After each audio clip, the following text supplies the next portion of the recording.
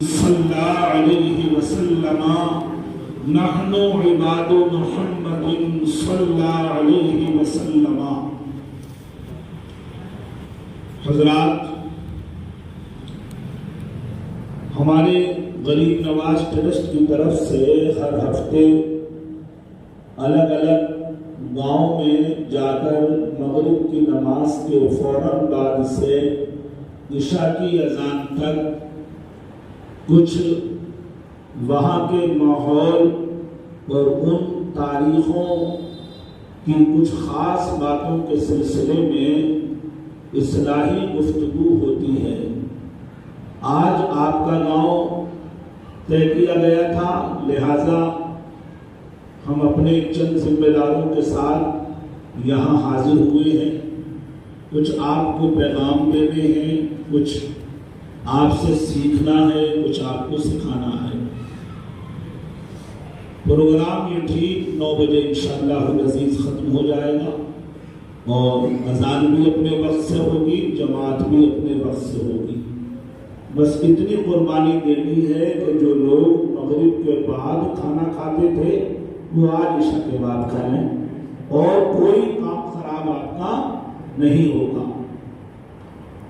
اور میں آپ کو ایک پیغام بھی دے دوں، پروگرام جب رات کو مغرب کے بعد ہمارے یہاں 10 بجے شروع ہوتے ہیں، رات کالی کی جاتی ہے، فجر چھوڑی جاتی ہے۔ فجر جان بوجھ کر قضا کرائی جاتی ہے، ایسی تمہید باندھی جاتی ہے کہ فجر خود سے چھوٹ جائے۔ جب ہمیں پتا ہے کہ ہم لوگوں کو 3 بجے تک گھیر کے رکھیں گے اور فجر سے 1.5-2 گھنٹے پہلے انہیں چھوڑ دیں گے، تو یہ بتائیے دن بھر کا ہارا تھکا اور رات کو جب جا کے 3 بجے سو گا تو فجر میں کیسے اٹھ جائے گا؟ اس لیے اس پہ آپ کو توجہ دینی ہے۔ یہاں مدارس کے ذمہ دار لوگ بھی بیٹھے ہیں، میں پہلے عمل کرتا ہوں پھر کہتا ہوں اوروں سے۔ پوسٹر کے بارے میں میرے پاس فتویٰ ہے،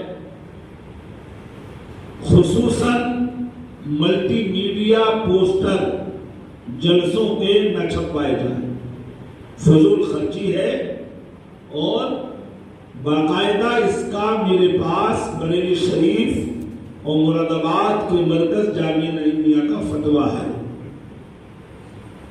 آپ نے لکھا ہوا دیکھا ہوگا، دیواروں پہ، مکانوں کے دروازوں کے آگے یہاں پوسٹر لگانا سخت بنا ہے، دیکھا لکھا ہوا،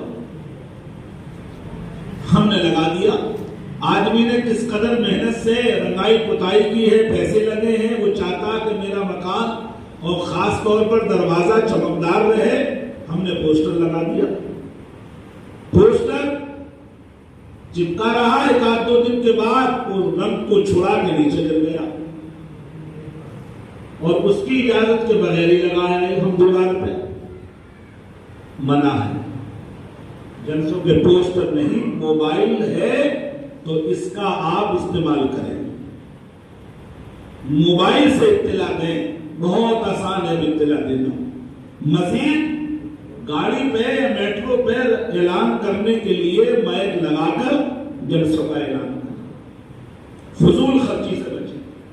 جلسے ایسے وقت میں رکھیں، تقریری پروگرام گھریلو بھی ایسے وقت سے رکھیں کہ جس میں کم سے کم وقت میں زیادہ سے زیادہ بات لوگوں کے سمجھ میں آ جائے اور لوگوں تک پہنچائی جا سکے۔ یہ ایک پیغام مسجد سے متعلق ہے، وہ یہ ہے کہ جب بھی کبھی تیجا ہو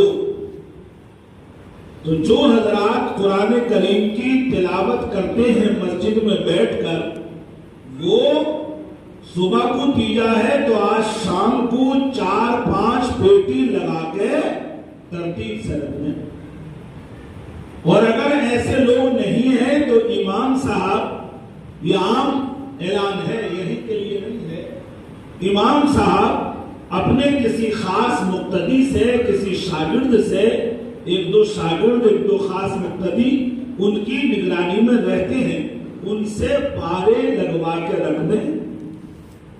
اور جو باتیں الٹے سیدھے ہیں، ترتیب کے خلاف ہیں، کئی ہیں، پھٹے ہوئے ہیں، برسیدہ ہیں، انہیں دفن کرا دیں، وہاں سے ہٹا دیں۔ کیونکہ پڑھا تو ان میں جاتا نہیں، ادھر سے ادھر اور گر اڑ جاتے توہین ہوتی، انہیں فوری طور پر وہاں سے ہٹا دیں اور اس میں کوئی نہیں پڑ رہا ہے، اور اسے دفن کر دیں۔ دفن کرنے کا طریقہ یہ ہے کہ ایسا نہیں کہ گڑھا کھودا اور مٹی ڈال دی، نہیں، اس پہ مٹی نہیں ڈالنی چاہیے۔ ایک پلاسٹک کا کوئی ڈبہ یا مضبوط گدا یا لکڑی کی کوئی پیٹی یا ٹین کی کوئی پیٹی اس میں رکھیں اور رکھ کے اسے دفن کریں، مٹی اس کے اوپر نہیں لگنی چاہیے۔ ایسے ہی جو لوگ دفن کر دیتے ہیں بڑے پرانے قاعدے سے باہر کو، وہ غلط ہے، ناجائز ہے، قرآن کی توہین ہے۔ قرآن میں مٹی ڈالنا عمل میں آنا، فوری طور پر اپنے گھر میں بھی، اور ایک تھیلا ایسا بنا لیں۔ ہمارے یہاں مدرسے میں 7 جو ہے کٹے لٹکے رہتے ہیں، 7، ایک ہڈی کا، ایک اردو کے عربی کے کاغذوں کا، ایک پلاسٹک کا، ایک لوہے کا اور ایک سادہ کاغذ کا، ایک لڑکیوں کے بالوں کا۔ یہ جو ہے جیسے ہی وہ سامان بھرتا ہے فوراً اسے اس کی جگہ پہنچا دیا جاتا ہے، بال دفن کر دیے جاتے ہیں، قائد سپارے کسی جگہ دفن کر دیے جاتے ہیں یا کسی ایسی جگہ کنویں میں ڈال دیے جاتے ہیں کہ جس میں کوئی باہر کا گندا پانی نہ جاتا ہو، اس کا آپ خیال رکھیں۔ ندی میں ایسے ہی بہانا جائز نہیں ہے۔ ندی میں اگر آپ بہائیں تو اس گھاٹ پہ دفنائیں جس پہ لوگوں کی آواجاہی نہ ہو، اتراؤ گھاٹ نہ ہو، ادھر سے لوگ یا جانور گزرتے نہ ہو، جس کے کنارے بند ہو، راستہ نہ ہو، اور ان کاغذوں میں ایک بھاری پتھر رکھیں کہ جو بہے نہیں وہی بیٹھ جائے۔ سمجھ رہے؟ یہ 2 طریقے آپ بتائیں۔ مسجد میں صبح کو تیجا ہو تو آج پارے 4-5 پیٹی لگ جانے چاہیے۔ مسجد میں جالے نہ ہو، کہیں بھی لیٹرین کے لوٹے صاف ستھرے ہو، کائی چڑھی ہوئی نہ ہو، اس کا خاص خیال رکھیں نمازی حضرات۔ اور جب انجان امام آپ رکھیں، یہ ہمارے ٹرسٹ کی طرف سے پیغام ہے، انجان امام آپ رکھیں، دور کا کوئی آیا، ہمارے یہاں کیا ہے کہ ایک جمعے کے دن کئی اکٹھے ہوتے آ جاتے ہیں، ذمہ دار حضرات ادھر آ جائیں، خفاظ قرہ حضرات ادھر آ جائیں، تو کئی آ جاتی ہیں۔ اب ہم نے ان کا ٹیسٹ لیا، ٹیسٹ کنہوں نے لیا؟ عام مقتدیوں نے۔ آپ کے یہاں مدرسہ ہے، جب بھی کوئی امام آئے انجانا تو آپ اس سے اس کا آدھار کارڈ سب سے پہلے مانگیں، آدھار کارڈ، اس کے گھر والوں کا، خاندان کنبے والوں کے 1-2 فون نمبر، ماں، نام ضرور لکھے فوراً، اور پھر ان میں سے کسی کو فون کر کے پردھان کا، اگر مسلمان ہو تو اس کا نام اور اس کا نمبر ضرور لکھیں، بیک گراؤنڈ پوچھیں اس امام کا، کہاں رہے یہ، گاؤں میں ان کا کیا وقار ہے، ایسا تو نہیں کہ باہر ہی علامہ بنے ہوئے اور گاؤں میں ریکارڈ بہت خراب ہے، یہ آپ ضرور پوچھیں۔ سنبل میں اور اس کے علاوہ بھی ایک جگہ کی خبر ہے، غیر مسلم امامت کر کے چلا گیا کئی مہینے، جب اب تو سی آئی ڈی انکوائری نہیں ہوتی ہے پاسپورٹ کی سی آئی ڈی انکوائری ہوتی تھی، تو میرے رابطے میں بہت سی آئی ڈی رہتی تھے، ایل آئی او کی۔ ایک ایل آئی او انسپکٹر آیا، اس نے مجھ سے جب بھی آتا تھا کچھ سناتا تھا اور کچھ سیکھتا تھا۔ الحمد شریف اس کے ایسی یاد کی اور کل ایسا یاد تھا کہ نماز مباح ہونا ہے. نماز اگر پڑھی جائے اس کے پیچھے تو جائز ہونا ہے. اب بتائیے جو الحمد شریف صحیح پڑھتا ہو کل صحیح پڑھتا ہو تو اسے کیا کرنا؟ داڑھی تھوڑی سی بڑھانی، ٹوپی اوڑھنی، امام آپ کا کریں گے. کئی جگہ کی یہ خبریں ہیں کہ وہابی امامت کر کے چلا گیا. آپ کے یہاں کیسے ہوا پچھلے خبر میں؟ تو ہم انجان امام کو اس کی آئی ڈی ضرور لیں اور اس کا اپنے مدرسے میں، آپ کا مدرسہ ہے، یہاں علماء اور حفاظ قرآن موجود ہیں، ان سے آپ ٹیسٹ لینا کہ بھئی ضروری مسائل جو امامت سے متعلق ہے ان کا آپ جائزہ لے لو کہ وہ مسائل ان کے یاد ہے یا نہیں. اور ذرا وضو کا طریقہ بھی دیکھ لو، برائے کی کوئی بات نہیں. جو بھی امام آئے اس سے آپ بھی کہیں ہمارے یہاں کا وضو ہے. چلو مدرسے میں چلے، مدرسے میں علماء موجود ہیں، ان سے ٹیسٹ لوائیں گے. تلاوت کا قاری حضرات لے لیں گے اور دینیات کا آپ کے مدرسے کے مفتیان کرام لے لیں گے، علماء کرام. لیکن اسے آپ ہلکے میں نہ لیں. پھر ان پر کچھ شرائط طے کر دیں. وہ آپ سے ٹھوک کے تنخواہ طے کر رہا ہے اور آپ کچھ طے نہیں کر رہے. حالانکہ میں بھی امام ہوں، مجھے یہ کہنے کا حق اس لیے حاصل ہے کہ میں خود اس زمرے میں ہوں. اگر میں امام نہ ہوتا تو کسی کو بری لگتی، مگر میں خود امام ہوں، میں بھی اسی سے زمرے میں ہوں. یہ الگ بات ہے کہ میری امامت کی نوعیت دوسری ہے، مگر ہوں میں بھی امام. کوشش یہی کرتا ہوں جو ہوں علاقے میں تو اپنی مسجد میں نماز پڑھوں اور پڑھوں. جیسا عشاء کی نماز میں ہم دونوں باپ بیٹے یہاں ہیں، کوئی ہے نہیں تو ہمیں عشاء وہی پڑھنی ہے جاتی. تو مجھے یہ بات کہنے کا حق بھی حاصل ہے کہ امام سے جب وہ طے کر رہا ہے تو آپ بھی کچھ باتیں طے کریں. یہاں پیغام ہے، یہی کے لیے نہیں ہے، ہر جگہ کے لیے پیغام. آپ بھی کچھ باتیں طے کر لیں. مثلا آپ کی داڑھی کٹی ہوئی ہمیں کبھی نظر نہ آئے. کتنے امام در کٹے کئی سال نماز پڑھا دے. آپ کی داڑھی ہمیں کسی وقت بھی اندر کو گھسی ہوئی چھوٹی نظر نہ آئے.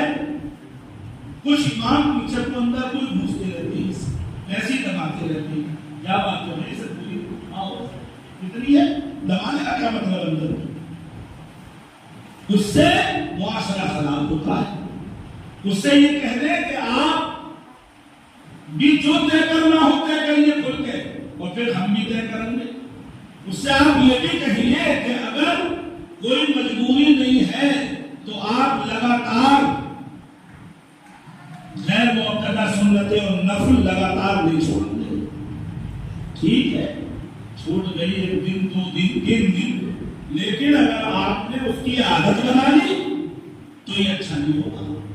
ہمیں کیسے پتا چلے گا کہ نوافل کی اور غیر مؤکدہ کی کیا حیثیت ہے؟ آپ اس سے یہ بھی طے کر لیں کہ آپ کا ہم کبھی کبھی موبائل چیک کریں گے. اگر بڑا موبائل ہے اس پہ تو ہم آپ کا موبائل چیک کریں گے. آپ کے رابطے میں کون رہتا ہے؟ آئے دن آپ میڈیا میں دیکھنا رہے ہو کیسے کیسے بھگت بنے ہوئے امام، پیر بنے ہوئے امام، اور ان کے کس طرح سے چٹھی بنتے ہیں.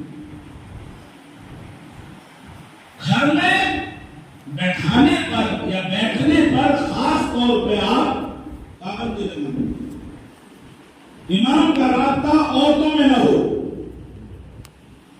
شیطان پیچھے پڑا ہوا ہے. 5 لوگوں کے کم ہے، ہمارے لیے زیادہ ہے، ہمارا پیچھا زیادہ کرتا ہے. اس لیے یہ باتیں امام سے متعلق ہیں. اور خاص طور پر یہ بھی دیکھنا ہے کہ اگر مقتدی نہیں ہے تو امام مسجد کا ایک طرح سے متولی بھی ہے، نگراں بھی ہے. عارضی طور پر مسجد کی دیکھ بھال اسی کے ذمہ ہے، تو عارضی طور پر ایک طرح سے مالک بھی ہے. کھولنے کا، بند کرنے کا، بتی بند کرنے کا. کوئی پنکھا تو الٹا سیدھا نہیں چل رہا ہے، باہر کے پنکھے بند کر دیجیے. لوگ پنکھے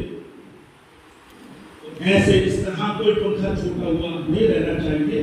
جدھر ضرورت ہو ادھر ہی کا پنکھا چلایا جائے. اس کا خاص طور پر خیال رکھا جائے.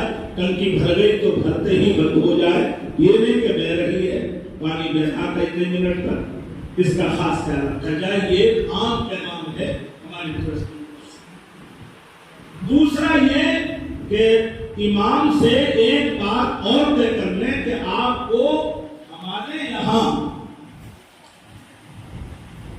ہر عظیم تاریخ پر جو بھی عظیم تاریخیں ہیں، مشہور و معروف تاریخیں ہیں، مشہور و معروف ہستیاں ان تاریخوں سے منسلک ہیں، ان کا آپ سیرت ان کی بیان کریں. یہ نہیں کہ آپ تقریر اپنی ہی من سے کرتے رہیں کہ جو آپ کے من میں آئے وہی کرتے رہیں. نہیں، آپ کو مطالعہ اپنا بڑھانا ہوگا، اور کچھ بھی نہیں تو کسی ایک نماز میں کوئی بھی کتاب جو آپ سے آسان پڑھی جائے، کچھ نہیں تو بہار شریعت، قانون شریعت، انوار شریعت، نظام شریعت یا کنز الایمان کا ترجمہ قرآن کریم، ایسی کوئی کتاب یا قرآن کا ایک صفحہ یا فرق آپ کو جو ہے لوگوں کو سنانا ہے. یہ باتیں آپ کو بھی اس وقت آپ کے امام جانے پہچانے علاقے کے اچھے ذمہ دار ہیں. میں یہ باتیں اس لیے کہہ رہا ہوں کہ بعض اکثر جگہ انجان امام آ جاتے ہیں، ان کا بیک گراؤنڈ آپ نہیں دیکھتے کہ اس کا گاؤں میں کیا رکھ رکھاؤ ہے، اس کی شادی ہوئی ہے نہیں ہوئی ہے، شادی ہوئی ہے تو کس طرح سے ہوئی ہے. یہ بات آپ بھی طے کر سکتے ہیں کہ خود تنخواہ طے کر رہا ہے، اس کے طے کرنے میں کوئی حرج نہیں، آپ کی بھی طے کرنے میں کوئی حرج نہیں. اس کے لیے آپ کو پورے طور پر دھیان رکھنا ہے. ہمارا اہل سنت والجماعت کا اس وقت جو دستور چلا رہا ہے وہ عظیم ہستیوں کو متعارف کرانے کا بھی ہے. جتنی بڑی بڑی ہستیاں ہمارے یہاں ہماری قوم میں غیر متعارف رہے ہیں، جیسے نبیوں میں سب سے اونچا مقام آقا کا، آقا کی ہم نے اردو ہے مناقب ملاد النبی اور آقا کا تو ہے سب کچھ ہر جگہ انہیں کر سکتے. ان کے علاوہ انبیاء کرام میں دیگر وہ انبیاء اور وہ مرسلین جلیل القدر جن کا خاص طور پر قرآن کریم میں ذکر آیا ہے، ان کے ناموں پر نام رکھے جائیں، جیسے داؤد، زکریا، یحییٰ، الیاس اور موسیٰ، عیسیٰ. موسیٰ نام کے نام ہی نہیں رکھتے لوگ، عیسیٰ نام بھی نہیں رکھتے لوگ. اللہ کے کتنے بڑے جلیل القدر پیغمبر ہیں، ان کے نام پہ نام ہی نہیں رکھتے. ان کے ناموں پہ نام رکھیے، اپنی اولاد کے، بچوں کے، بھائیوں کے، بہنوں کے، اور ان کی بیٹیوں کے نام پہ، ان کی بیویوں کے نام پہ نام رکھیے، تاکہ ان سے ہمیں برکت ملے. موسیٰ نام رکھنے میں کیا بات ہے، عیسیٰ نام رکھنے میں کیا بات ہے، ہارون نام رکھنے میں کیا بات ہے، داؤد، زکریا، یحییٰ، الیاس نام رکھنے میں کیا بات ہے. نوح نام نہیں ہوتے، فرشتوں کے نام پہ بھی نام نہیں ہوتے. فرشتوں کے نام پہ بھی نام رکھیے، نبیوں کے نام پہ نام رکھیے، اور خاص طور پر جو کچھ زیادہ ہی جلیل القدر انبیاء ہیں، جیسے قربانی کے دنوں میں خاص طور پر دعا میں حضرت ابراہیم خلیل اللہ اور حضرت اسماعیل ذبیح اللہ، ان کی دونوں والداؤں کا نام لے کر دعا کیجیے. قربانی کے دن کو چلے جیسے پورا حج کا مہینہ ہوئی تھا، ہم اپنی دعا میں ان کا نام لیجیے، ان کا نام لیجیے. اور پھر اگر اور نبیوں کی بھی کوئی تاریخ معلوم ہے، ان کا بھی اور تاریخ معلوم نہیں ہے، تو کوئی ایک دن مقرر کر کے حضرت آدم کی بھی اجتماعی فاتحہ دلانا. آج جو قرآن خوانی کس کے نام سے ہے کہ ابا جان ابو بشر